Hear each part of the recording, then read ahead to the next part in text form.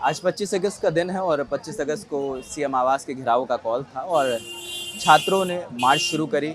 गांधी मैदान gate number 10 से छात्रों का हुजूम आगे बढ़ता है। वो 2 बैरिकेड तोड़कर डाक बंगले तक पहुंचते हैं और उसके बाद वहां पर पुलिस उन्हें रोकती है, उन पर वाटर कैनन की कार्रवाई करती है क्योंकि छात्र पीछे हटने को तैयार नहीं थे और पुलिस उन्हें आगे बढ़ने दे नहीं सकती थी। उसके बाद आला अधिकारी वहां पर आते हैं, जो छात्र लीड कर रहे होते हैं उनसे बात होती है और ये तय होता है कि मुख्य सचिव है उनसे मुलाकात कराई जाएगी और छात्रों की जो मांगे हैं उनसे उस पर डिस्कशन होगा। 11 लोगों का नाम जाता है, 11 लोग मिलने जाते हैं और उस बातचीत के दौरान क्या हुआ वो हम समझते हैं। क्या बातचीत हुई है?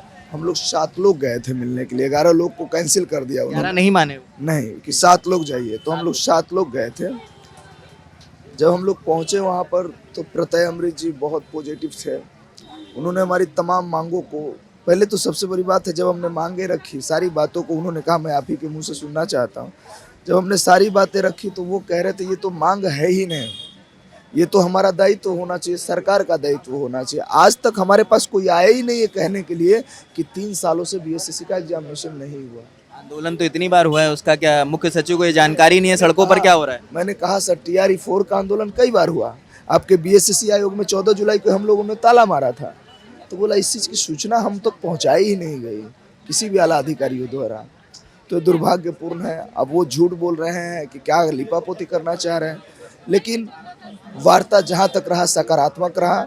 लगभग 2.5 घंटे की वार्तालाप में तमाम मुद्दों को उन्होंने समझा और उन्होंने आश्वस्त किया। मैंने कहा कि आप मेरे पिता समान हैं, आप हमारी बातों को मान लीजिए, मैं आपका पैर पकड़ता हूँ। उन्होंने कहा मुझसे कि अगर आप पिता कहे हो तो वादा करता हूँ कि 24 घंटे में तुम्हें सकारात्मक रिजल्ट मिलेंगे। किन किन मुद्दों पर वो मान रहे हैं? पहला मुद्दा 17वीं बीपीएससी, 17वीं बीपीएससी के बारे में हम लोगों ने कहा कि हम लोग जांच चाहते हैं साहब, और तमाम चीज़ें बताई जो खामियां हैं। तो उन्होंने कहा क्या ऐसा बात है? हमने कहा कि एक व्यक्ति जो सिलेक्ट हुई है उसको डीएसपी का फुल फॉर्म नहीं पता है। तो हमने कहा हमारा मोबाइल मंगाइए, हम वीडियो दिखाएंगे।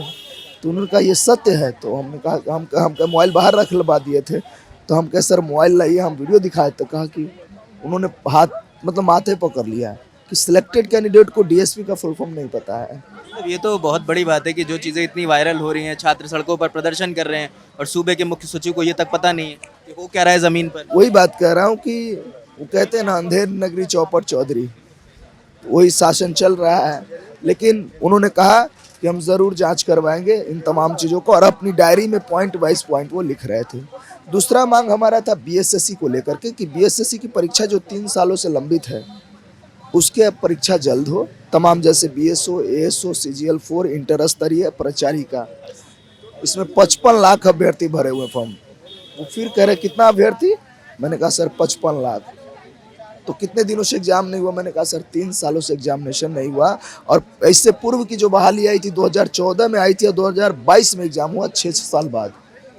वो कह रहे थे कि ऐसा हो कैसे रहा है? मैंने कहा सर आप मुख्य सचिव है। नहीं, वो साहब किस राज्य के हैं? बिहार से नहीं है क्या? वो बिहार के ही रहने वाले हैं, बिहार से जुड़े हुए हैं। मैंने उनसे ये भी कहा कि सर आप खुद को, क्योंकि वो बयान देते हैं तो वो कहते हैं कि मैं हार्डकोर बिहारी हूँ, लेकिन बिहारी की समस्याओं को उनको अवगत नहीं है कि हमारी समस्याएं क्या हैं। तो इस तमाम मुद्दे पर बात हुई। 1700 दरोगा बहाली और टीआरई 4 में हम लोगों ने पूरी तरीके से कहा है। उन्होंने एक बात जहाँ तक लग रहा है जितने पॉजिटिव थे कि तमाम मांगे मानी जाएगी, मैक्सिमम मांगे। देखते हैं अब अगले वार्ता तक की। उन्होंने कहा कि मैं चाहता हूँ आप जूस पी ले, अमर अनशन तोड़े। हमने भी कहा सर आपने 24 घंटे का समय दिया है, 24 घंटे में लेटर आ जाएगा, मैं अमर अनशन आप ही से तोड़वाऊंगा। टीआरई 4 में किसी प्रकार का कोई चेंजेस नहीं होगा, पूर्व की भांति ही एग्जामिनेशन होगी और एकल 1 कैंडिडेट 1 रिजल्ट नया मान गए, ऐड करवाया। हाँ, इस पर उन्होंने पूरा मान गए हैं और वो बोला ये मैं करवा के रहूँगा, ये नहीं आऊँ। और उसी वक्त जब तमाम 15 सूची की मांग रखे और 16वां मांग हम लोगों ने एक बात रखा, उस वक्त मैं भावुक भी हो गया था, मेरे आँख से आंसू भी आ गए थे। मैं आपको दिखाऊँ तो मेरे चेस्ट फूल गए हैं यहाँ पे, ऐसे करके एसओची ने मारा, मुझे दर्द था बहुत ज़्यादा। तो मैंने कहा कि सर हम इस 15वें मांग में हम लोगों ने एक मांग और रखा है कि एसएचओ का निलंबन हो या तत्काल प्रभाव से जो है उनको हटाया जाए। तो उन्होंने कहा मैं अभी बात करता हूँ और कार्रवाई करने की बात करता हूँ। हम जाते हैं सीएम के पास, उनकी मीटिंग थी स्पीकर साहब के साथ, फिर उनकी मीटिंग सीएम साहब के साथ थी। तो उन्होंने कहा 24 घंटे में मैं आपको बेहतर रिजल्ट दूंगा बस आप हमारा अनशन तोड़ दीजिए, उनका जोर था। लेकिन मैंने कहा कि सर आपको इतना कंसर्न है तो प्लीज़ हमारी मांगों को मानिए, और मैं वादा करता हूं कि हम आपके हाथों से ही जूस पिएंगे। अभी चिराग पासवान आए थे, क्या बातचीत हुई? मैंने अपने साथियों की गिरफ्तारी जो की गई, मैंने उनको कहा कि हमारे 19 साथियों की गिरफ्तारी हुई, उनको बिना शर्त उनकी रिहाई हो, किसी प्रकार का एफ 19 लोगों की। जी, बिना शर्त FIR उनको रिहाई हो, कोई गिरफ्तारी का FIR ना हो, और हमारे 3 से 4 साथियों के सर फटे हैं।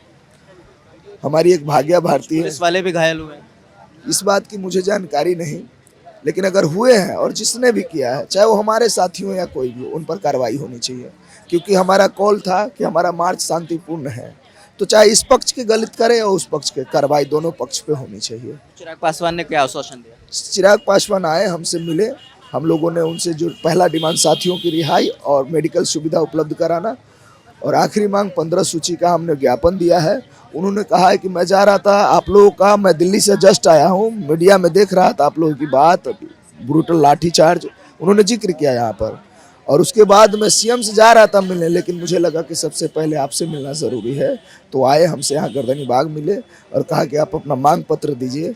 लेकिन आप भी जानते हैं राजनेताओं की क्या बात होती है, लेकिन फिर भी हम भरोसा जताते हैं, हम मानते हैं कि कुछ सकारात्मक पहल जब हुई है तो कुछ कार्रवाई हो। लेकिन अगर नहीं हुई तो मैं बिहार के, आपके चैनल के माध्यम से बिहार के आवाम, छात्र, नौजवान साथियों से, अभ्यर्थियों से कहना चाहता हूँ, हम शांतिपूर्ण तरीके से, जब तक 15 मांग नहीं मान लिया जाता, हम यहीं पे बैठे रहेंगे अनिश्चितकालीन। तो ये अमन थे, और हाँ, एक बात मुझे जोड़ना है। 7 लोगों का डेलीगेशन गया। हाँ, ये मेरी साथी जानवी है, इसको देखिए किस तरीके से मारा गया है। आप प्लीज इनको देखिए, ये किस तरीके से मारा गया है, कैसे मारा गया ये मैं देख रहा हूँ, मैं शुरू से। ये पूरा आप इस जख्म को दिखाएं।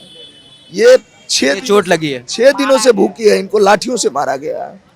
दिस इज नॉट एक्सपेक्टेबल, कि किसी भी तरीके से हम इसको बर्दाश्त नहीं करेंगे। जिसने मारा उस पर कार्रवाई होनी चाहिए। मेरी तबीयत ठीक नहीं है।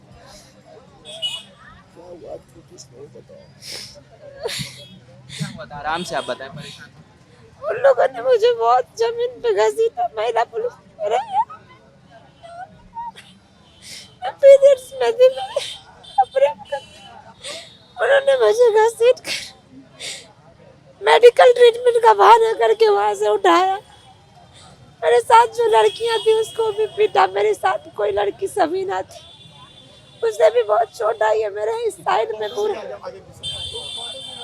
चोट लगी हुई। मेडिकल ट्रीटमेंट का बहाना ले जाकर उन्हें फिर आपके साथ मारपीट करी उन्होंने?